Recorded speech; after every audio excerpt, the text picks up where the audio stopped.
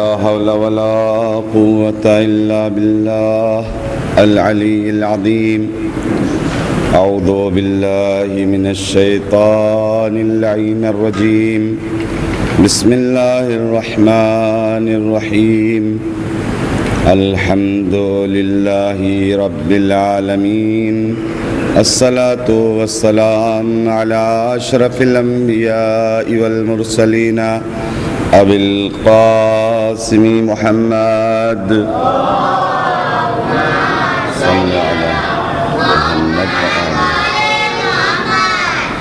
الذي كان عليا في درجاته وفاطما في تطهيراته وحسنا في صفاته وحسينا في تجلياته وزين العابدين في عباداته وباخرا في علم الأولين والآخرين بمعلوماته وصادقا في أقوال وكاذما على جميع الأحوال ومتمكنا في مقام الرضا جوادا كفه عند العطاء وهاديا إلى سبيل النجاة وعسكريا مع الغزاة ومهديا إلى طرف الحق.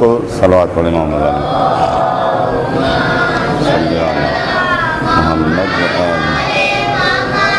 وآله الطيبين الطاهرين المعصومين المظلومين ولعنة الله على أعدائهم أجمعين. رب اشرح لي صدري ويسر لي أمري واحلل عقدة من لساني يفقهوا قولي. أما بعد فقد قال أبو عبد الله الحسين عليه السلام: إني لا أعلم أصحابا أوفى ولا خير من أصحابي ولا أعلم أهل بيت أبر أو أوصل من أهل بيتي فجزاكم الله عني خير الجزاء. صلوات پر محمد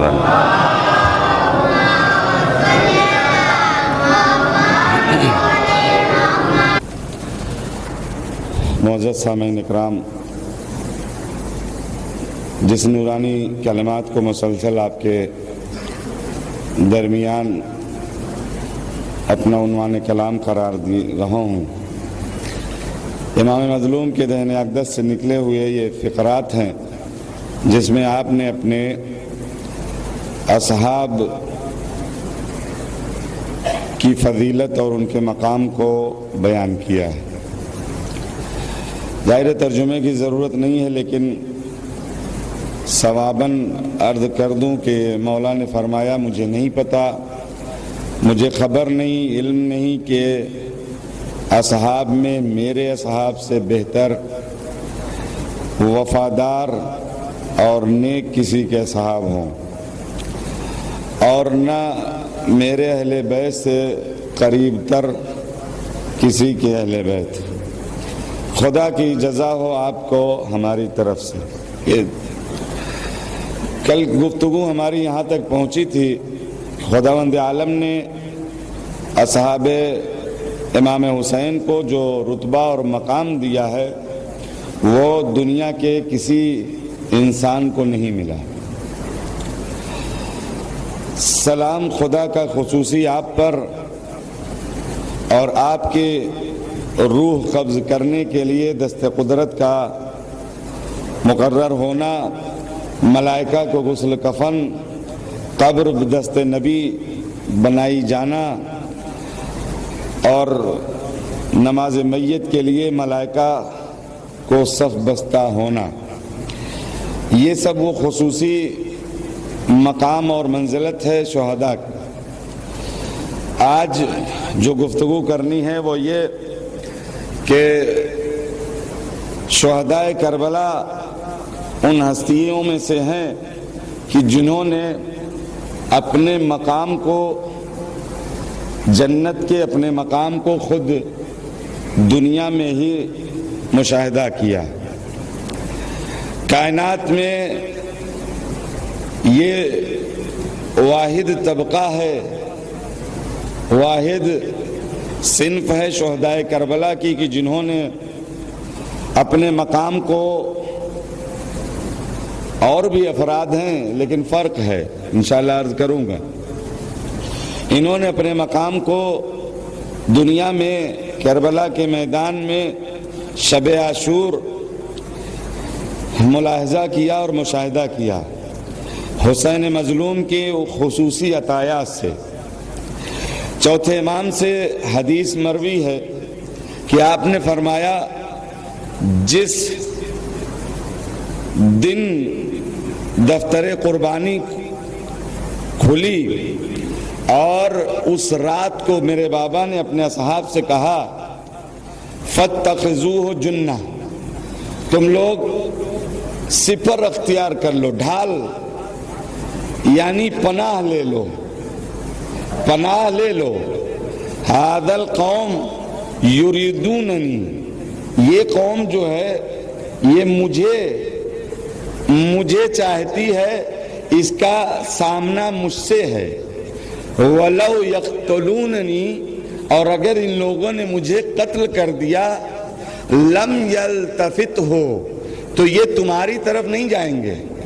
مطلب کیا ہے حدیث کا نچوڑ کہ چوتھے امام فرماتے ہیں کہ شب عاشور میرے بابا نے اپنے اصحاب سے کہا کہ تم لوگ چلے جاؤ، پناہ لے لو کہیں محفوظ مقام پر، اور یہ لوگ جو ہمیں گھیر کر یہاں لائے ہیں اور ہمارے قتل کے در پہ ہیں، ان کا واسطہ ہم سے ہے، یہ ہمارے جان کے پیاسے ہیں، ہمیں جب قتل کر لیں گے تو پھر یہ تمہاری طرف متوجہ نہیں ہوں گے یا تم کو نہیں قتل کرنے جائیں گے۔ یہ امام مظلوم کا بیان۔ پھر ان لوگوں نے کیا کہا؟ واللہ لا یکون ذالک ابدا، خدا کی قسم یہ کبھی نہیں ہو سکتا۔ کس نے کہا؟ فقالو، سارے اصحاب نے کہا کہ خدا کی قسم یہ کبھی نہیں ہو سکتا۔ پھر امام نے فرمایا، فقال، امام نے فرمایا غدن کلکم تقتلون، واللہ غدن کلکم تقتلون، خدا کی قسم کل تم سب مارے جاؤ گے، تم سب مارے جاؤ گے۔ یہ جملہ سننے کے بعد فیکٹ ہو گیا نا کہ مارے جانا ہے، معصوم ہیں، امام ہیں، جو کہتے ہیں وہ حقیقت کے مطابق ہے۔ کوئی دنیا کا یہ واحد مجاہد اور کمانڈر ہے جو اپنے سپاہیوں کو نروس کر رہا ہے۔ دنیا کے سارے کمانڈر، دنیا کے سارے فوج کے وہ علمبردار اپنے سپاہیوں کو چڑھاتے ہیں، اپنے سپاہیوں میں جوش بھرتے ہیں، اپنے سپاہیوں کو آمادہ کرتے ہیں، اپنے سپاہیوں کو للکارتے ہیں، اپنے سپاہیوں میں وہ جذبہ پیدا کرتے ہیں۔ یہاں کیا ہے؟ حسین ابن علی کہہ رہے ہیں واللہ غدن کلکم تقتلون، خدا کی قسم کل تم سب مارے جاؤ گے۔ ہونا کیا چاہیے؟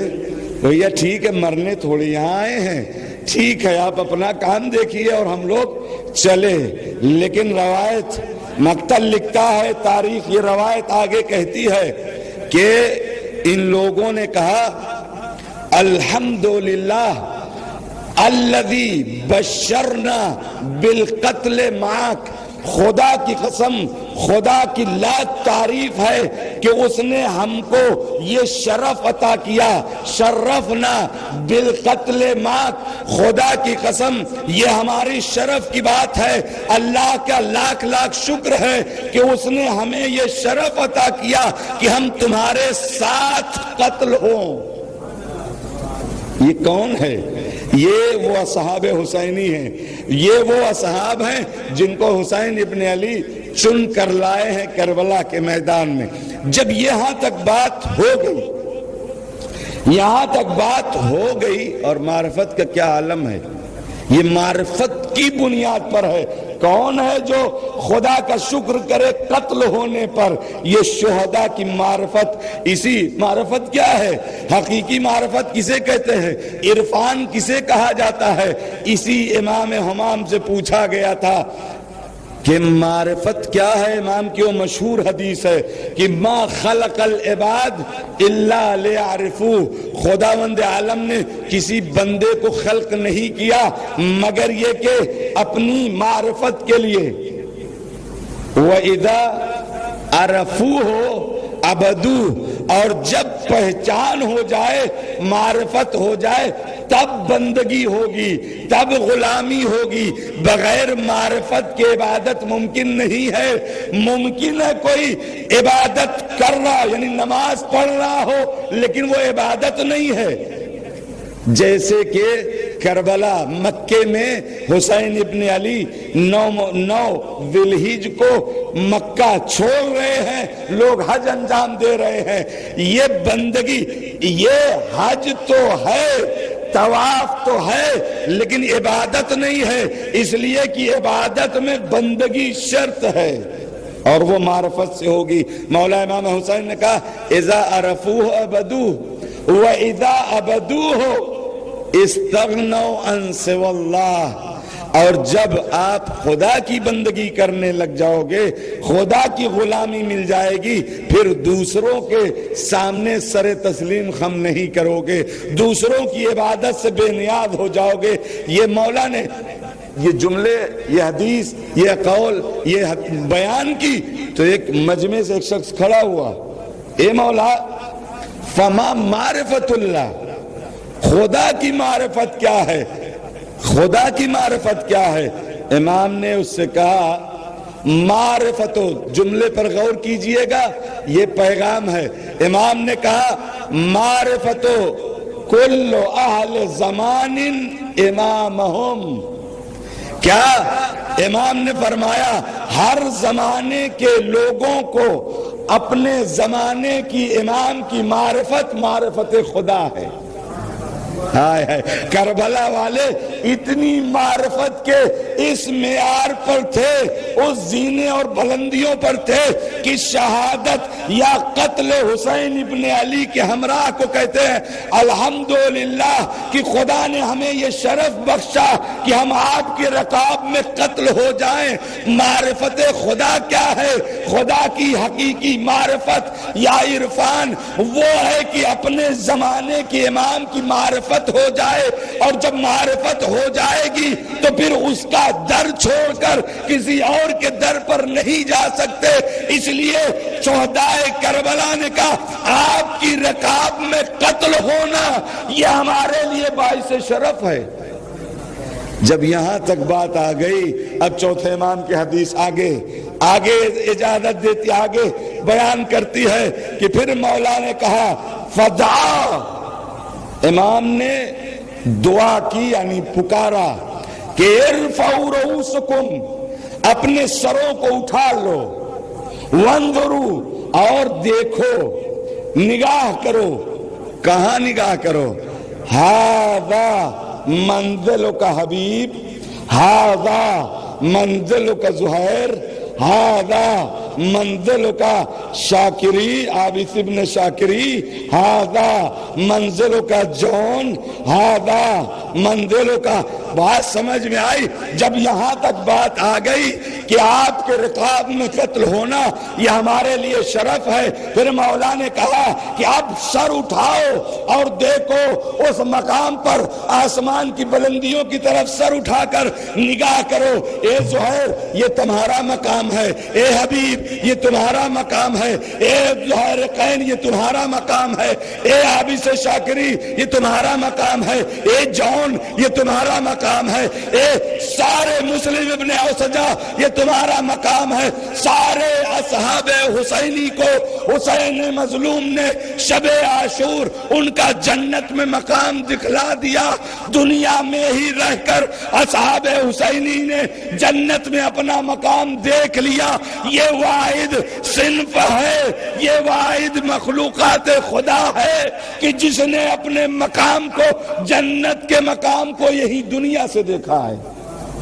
صلوات پڑھ دیں محمد و آل محمد پر۔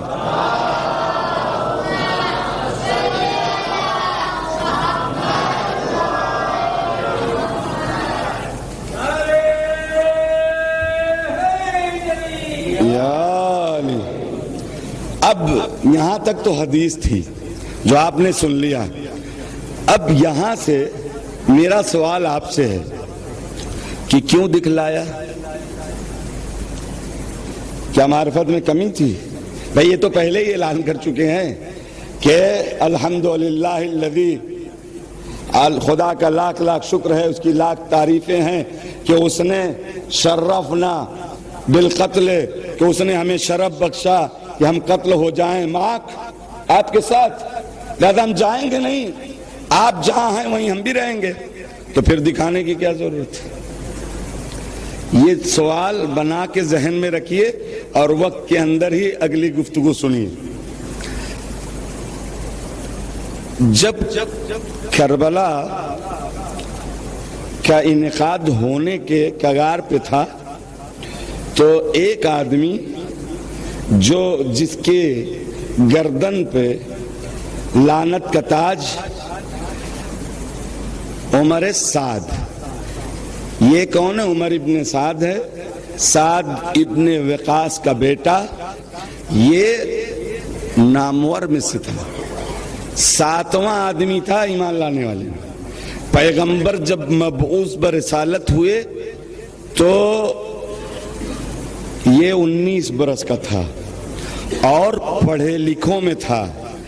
اس کو اس عنوان سے نہیں دیکھا جاتا تھا کہ یہ جنگجو ہے، لڑاکو ہے، یہ لڑائی کرنے والا بدماش گنڈا ہے، بلکہ اس عنوان سے دیکھا جاتا تھا یہ پڑھا لکھا ہے۔ کوفے میں اسے پڑھا لکھا کے عنوان سے دیکھا جاتا تھا۔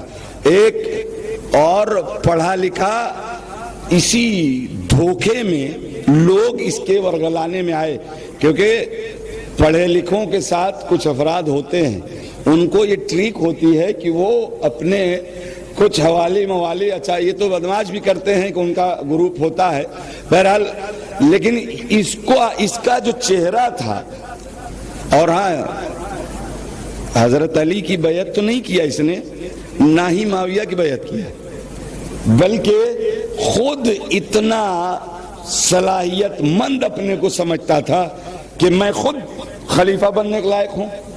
سمجھ رہے ہیں یہ کون ہے؟ عمر سعد۔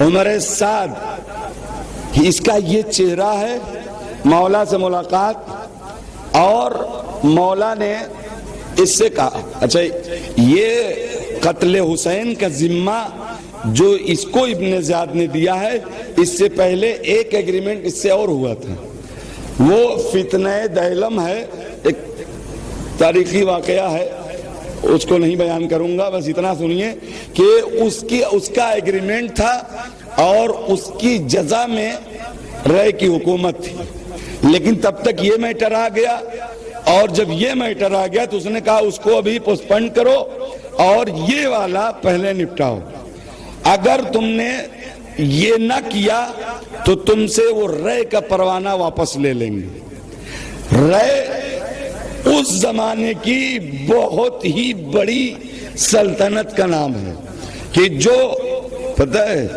آپ لوگوں نے دیکھا ہوگا مختار نامے وغیرہ میں کہ سوتا تھا تو بھی وہی رائے کی حکومت، اٹھتا تھا راتوں کو اٹھ کے بیٹھ جاتا تھا، رائے کی حکومت، رائے کی حکومت، یعنی اس کی رگوں میں، خود کہتا ہے جب یہ آپشن اس کے سامنے آئے وہاں چاہتا یہ تو بات منع کر دیتا، لیکن اس کے سامنے ایک رات آئی کہ ٹھیک ہے میں سمجھ لیتا ہوں۔ اب جب سمجھنے کے لیے اس نے اپنے مشاوروں سے مشورہ بھی کیا کہ کیا کیا جائے، اس کا مشاور اس کی بہن کا یعنی بھانجا تھا، حمزہ بن مغیرہ، غالباً تاریخ نے نام لکھا ہے، اس سے بھی مشورہ کیا کہ کیا کیا جائے، تو اس نے کہا کہ قطعی ہاتھ مت بڑھانا، حسین کے مقابل میں مت جانا، اور لاکھ تمہیں مل رہا ہے، لاکھ تمہاری بہت بڑی حکومت اور سلطنت مل جائے گی، لیکن ہاتھ مت ڈالنا، یہ نواسے رسول ہیں، حسین کو معمولی مت سمجھو۔ لیکن یہ اسی رات میں پیچ و تاب میں تھا. صبح میں چونکہ رائے کی حکومت، اس کے ذہن میں کئی خیالات آئے. تاریخ پڑھیے کہ اگر میں قتل کر دوں گا، سال 2 سال کے بعد، وہ قرآن کی ایک آیت کے جملے ہیں کہ خدا کے ہاتھ میں جنت و جہنم کا تقسیم ہے، معاف کرنا اور رحم کرنا خدا کے ہاتھوں میں ہے، تو سال 2 سال کے بعد توبہ کر لوں گا. اگر یہ بات صحیح ہے کہ خدا اس کا مالک ہے، اور اگر غلط ہے تب کیا کہنا یہ سلطنت مل جائے گی اور کوئی گناہ ہی نہیں ہوا، کوئی جرم ہی نہیں ہوا. یہ سوچ کر اس نے ہاں کہہ دیا. یہاں تک بات آ گئی. ابھی یہی پروانہ جو لکھا ہوا تھا، کیا کہتے ہیں آپ لوگ، اس پروانے زمین کے جو کاغذات، بینامہ یا اگریمنٹ پیپر، یہ آخر میں یہی دونوں کی جان بچانے کے لیے یا جان خطرے میں ڈالنے کا سبب بنا. یہی پروانہ لکھ کے دے چکا ہے. یعنی یہ بریکٹ میں ہے. ابھی بات میری وہاں پہنچے گی کہ کیوں کہا مولا نے، کیوں دکھایا مقام. یہ پروانہ جب اس نے قتل کر دیا تو کہتا ہے کہ اب مجھے دو، اب مجھے رائے کی حکومت دو. اس نے کہا وہ پروانہ دکھاؤ. پروانہ وہ دیکھتا تو وہ لے کر سارا الزام اسی کے سر ٹھوک دیتا کہ حسین کا قتل اس نے کیا ہے. یہ اپنی سند کے طور پر رکھ رہا ہے اپنے پروف کے لیے کہ میں نے جو کیا ہے وہ اس کی وجہ سے. یہ پروانہ یعنی دونوں ایک دوسرے کی جان کے پیاسے ہو گئے اس پروانے کو لے کر. میرے مولا نے تو یہی کہا تھا، رائے کی حکومت وہاں کے ایک جو کا دانہ بھی تمہیں نہیں ملے گا، وہاں کا ایک گندم بھی تمہیں نہیں ملے گا. تو اس نے کہا بے غیرتوں کے پاس بے غیرتی کے جواب کے علاوہ کچھ نہیں ہوتا. جس کو خدا ذلیل کرنا چاہے وہ اسی طرح ذلتہ میں کیا کہتا ہے، گیہوں نہ ملا تو جو مل جائے گا. جی یہ پروانے کے خواب میں اور رائے کی حکومت پر قابض ہونے کے لیے مولا سے جو گفتگو ہوئی تھی، اس میں مولا نے کہا تجھے کیا چاہیے؟ میرے پاس مدینے میں بہت ملکیت ہے، چل تجھے دے دوں گا. نہیں وہ نہیں، مجھے رائے کی حکومت. جنت میں تیری شفاعت کروا دوں گا، اپنے نانا سے تیرا یہ رتبہ بڑھوا دوں گا. تو اس نے کہا کہ میری ناموس خطرے میں ہے. اس کی حفاظت کا ذمہ حسین ابن علی لیتا ہے. لیکن آپ کی بات، یہ جملہ یاد رکھیے گا، لیکن آپ کی باتیں ادھار ہے. یہ جنت کا پروانہ یہ نقد ہے. ہمیں جیسے یا دنیا پرست انسانوں کے جوابات یہی ہوتے ہیں. ماں اپنا فائدہ ہو ظاہراً جو دکھ رہا ہے، چاہے جس کا نقصان ہو جائے. اس نے اسی خواب میں کہا آپ جو باتیں کر رہے ہیں، جنت کس نے دیکھا ہے؟ وہاں کی منزلت کون دیکھا ہے؟ لیکن یہ رائے کی حکومت، تب مولا نے کہا رائے کی حکومت تجھے ایک گندم بھی نہیں ملے گا، ایک گیہوں کا دانہ بھی. تو اس ظالم نے کہا کہ مجھے جو ہی مل جائے کافی ہے. عزیزان گرامی، اس نے کیا کہا تھا کہ یہ آپ کی باتیں ادھار، یہ جو میں کہہ رہا ہوں جو مجھے ملے گا یہ نقد ملے گا. اب بات سمجھ میں آئی. اگر مولا یہ شہدائے کربلا کے مقامات کو کیا سن رہے ہیں، شہدائے کربلا کے جنتی مقام کو دکھا نہ دیے ہوتے تو بات شاید راز میں رہ جاتی. ہاں کہا تو تھا، اور وہاں جانے کے بعد ممکن ہے مل بھی گیا ہو، لیکن دنیا میں تو اس کا مشاہدہ نہیں ہوا. مولا نے اسی دنیا میں، اسی کربلا کے میدان میں، ارے ابن سعد کے سامنے ظاہر ہے ساری خبر تو سب کو لگ رہی تھی، سب کے سامنے سارے شہداء کو بلا کر حبیب تمہارا مقام یہ ہے، زہیر تمہارا مقام یہ ہے، تاکہ کل یہ بات کوئی نہ کہہ سکے کہ جو عمر سعد نے کہا تھا وہ بات صحیح تھی، حسین تو ادھار سودا کر رہے تھے، نقد دکھا کر بتا دیا ادھار نہیں نقد ہے۔ یہ حسین ابن علی نے شہداء کے مقام کو بھی بتا دیا، اس سوال کا جواب بھی دے دیا ہے۔ صلوات پڑھ دے محمد و آل محمد۔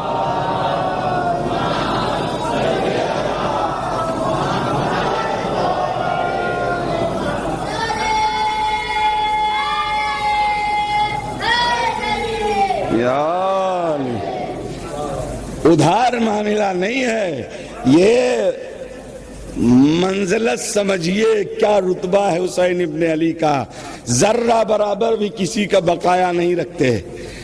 آپ کو اگر یہ سمجھ میں آیا اور آ ہی رہا تھا، بعد میں پچھتانا کسی کام کا نہیں، اور نہیں ملی کوئی نہ سلطنت نہ رائے کی حکومت، ایک دوسرے کی جان کے پیاسے ہو گئے۔ حسین ابن علی نے پہلے ہی کہا اور دکھا، ہاں ثابت قدمی، ثبات قدم، اعتبار اور معرفت اور اعتماد اپنے امام کے ساتھ ہونا چاہیے۔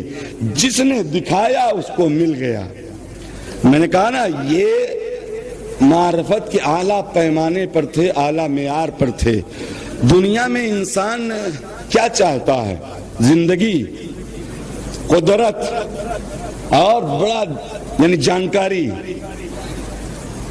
خدا کیسا ہے یہ ہے بچے بتائیں گے، جو کبھی مر نہیں سکتا۔ خدا ایسا عالم ہے جو ہر بات جانتا ہے۔ خدا ایسا قادر ہے جو ہر چیز کر سکتا ہے۔ یہی ہے نا، مولا نے میرے کہا تھا دعائے عرفہ میں کہ جسے خدا مل گیا، جسے خدا مل گیا پھر اس نے کیا کھویا، اور جس نے خدا کو کھو دیا وہ زندگی کہاں پائے گا، وہ علم کہاں پائے گا، وہ قدرت کہاں پائے گا۔ اسی لیے تو شہدائے کربلا نے امام کا ساتھ نہیں چھوڑا، کیونکہ ان کے ساتھ ہونے میں خدا مل رہا تھا، اور جب خدا مل رہا تھا تو حیات بھی مل رہی ہے، قدرت بھی مل رہی ہے، علم بھی مل رہا ہے۔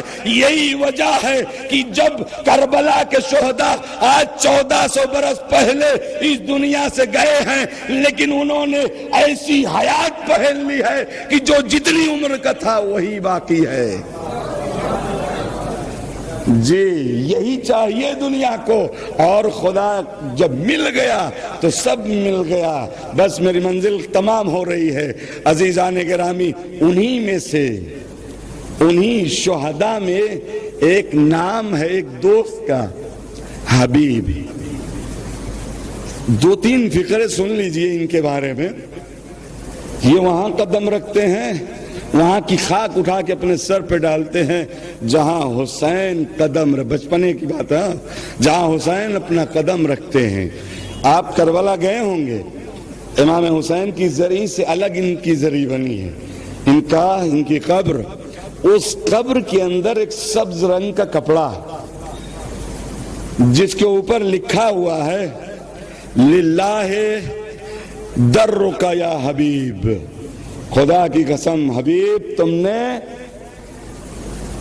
تم نے تلاوت قرآن کو ایک رات میں ختم کر دیا۔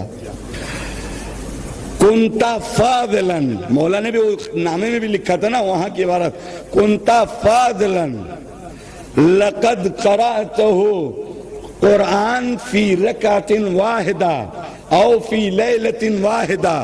اے حبیب تم فاضل ہو، عالم ہو، تم ایک رات میں قرآن ختم کر دیتے تھے، یا دوسری تعبیر تم ایک رکعت میں قرآن تمام کر دیتے تھے۔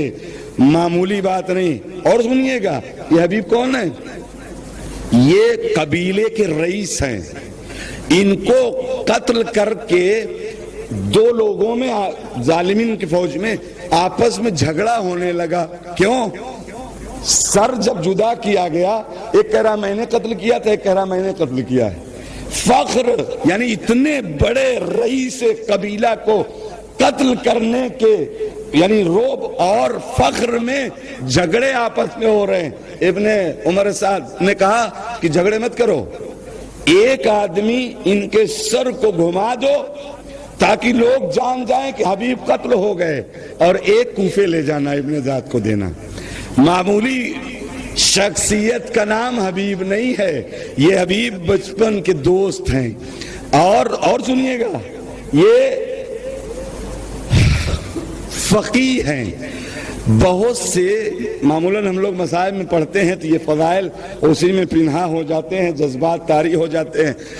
حسین ابن علی کربلا کے میدان میں بہت سے انصار بہت سارے کے جنازے پر گئے، لیکن مقتل لکھتا ہے کہ کچھ جنازوں پر جب آپ گئے ہیں تو آپ کے چہرے سے آثار شکستگی ظاہر تھا، جن میں سر فہرست ابو الفضل العباس کا نام اور دوسرا حبیب ابن مظاہر کا نام۔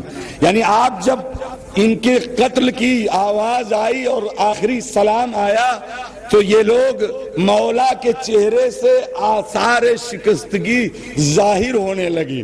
مولا ابو الفضل العباس کے جنازے پر تو مرثیہ بھی پڑھا اور یہ اظہار کیا، اے بھائی تمہارے مرنے سے کمر ٹوٹ گئی، لیکن حبیب کہ اس غم کو امام کے چہرے سے دیکھا جا سکتا تھا۔ یہی حبیب ہیں جن کو وہ خط لکھ کے بلایا کہ او حبیب بلاتا نہیں لیکن نرگہ ادا میں ہو، اور ہاں اگر عاشور کے پہلے ہم سے مل لینا۔